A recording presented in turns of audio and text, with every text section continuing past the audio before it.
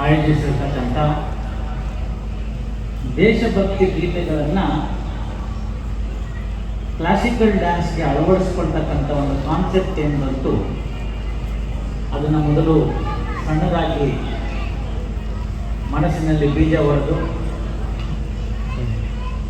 ಅದನ್ನು ಒಂದು ರೂಪ ಕೊಡಬೇಕು ಅಂತ ಯೋಚನೆಯನ್ನು ಮಾಡಿ ಶ್ರೀ ಶ್ರೀ ಶ್ರೀ ಸುಬುಧೇಂದ್ರ ತೀರ್ಥರ ಬಳಿ ಅದನ್ನು ಪ್ರಸ್ತಾಪ ಮಾಡಿ ಅವರ ಆಶೀರ್ವಾದದೊಂದಿಗೆ, ರಾಯರ ಆಶೀರ್ವಾದದೊಂದಿಗೆ, Tirupati ವೆಂಕಟರಮಣನ ಆಶೀರ್ವಾದದೊಂದಿಗೆ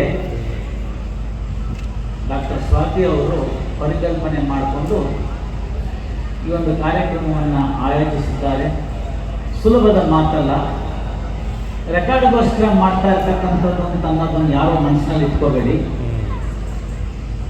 this program has been organised for the benefit of Madam Preeti Singh with a concept of adapting the classical dance to the patriotic songs by 300 and odd students, first of its kind, so as to imbibe the patriotism through classical dance. I would put it that classical dance can accept and assimilate any form of the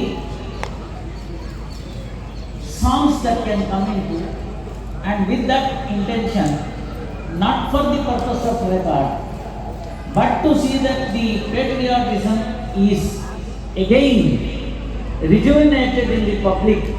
This program has been conceptualized and it's not an easy thing to go on. ಪೋಷಕರಿಗೂ ಅರ್ಥ ಆಗಿರಬೇಕು.